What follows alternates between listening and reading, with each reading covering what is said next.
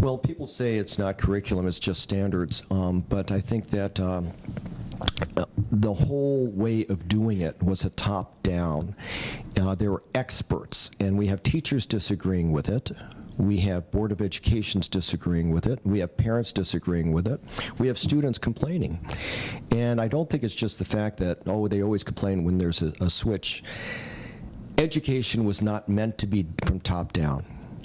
I think parents have less say through Common Core. Student privacy gets violated. The Board of Educations are forced to comply.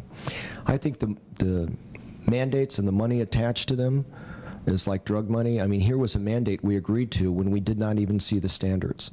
We have people complaining about the standards, and I'm hearing... Would you seek to pull Maryland down? I would. It's less to do that the first year than it'll be in a few years from now. So that's why I have to be careful on how I do the other things, the tax things and things like that, make sure that we can do that. I think we have to. Maryland has a great education program, but the disparity is huge. You know, I mean, you have this minority achievement gap. Yes, sir, go right ahead. Well, yes, you mentioned the disparities, and one of your points here I noticed was a Baltimore children's zone. Yes, sir. Harlem children's zone. Yes, sir. I went up and talked to Jeffrey Canada last summer. Okay. And what I found fascinating is that he raises millions of dollars in private money Yes. to support that level of instruction. How would you pay for it?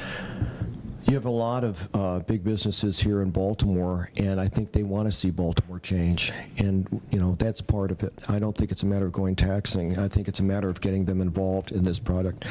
Just about every business here talks about our education and what we have to do here. And if you have manufacturing coming, then you get back to, you know, making sure you have the trade schools and things like that coming here so people can have those jobs and entry-level jobs. And we've lost the trade schools. I think getting them involved, that's a tough road to get to, but we can start it at different levels. We can model it afterwards. They've expanded it at tremendous rates up in New York because it's working for them. We started off in a way, and basically in the high crime areas where the kids are suffering and the test scores are down, you see a tremendous turnaround in test scores and attitudes. And I think we have to go after these models. I think we have to look outside the box. Like I said, I worked counseling kids in the inner cities, runaways and pushouts and gang members and things like that. And I think the attitudes of these kids, it's very important. You know, somebody said the other day, racism's still here. Look at how segregated our state is. I agree it's segregated, but people are ignoring solutions, and I think there are solutions. Prince George's County just dropped to 24th in education. They are the only jurisdiction out of the whole state whose housing numbers are down. It isn't just Baltimore City. There's something else going on here that we have to really turn around quickly. They're losing their small minority-owned businesses. We have to turn it around. And so Baltimore City itself, building the tax bases goes hand in hand with all those things I want to do for Baltimore City. I think the attraction to urban centers has never been higher anywhere like it is now. The young people want to locate there. You can get it back.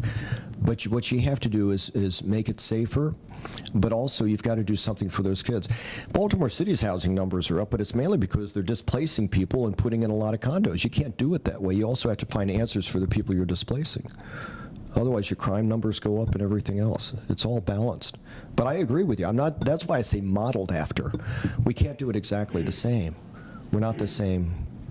We're not the same. And so we have to find ways to do that.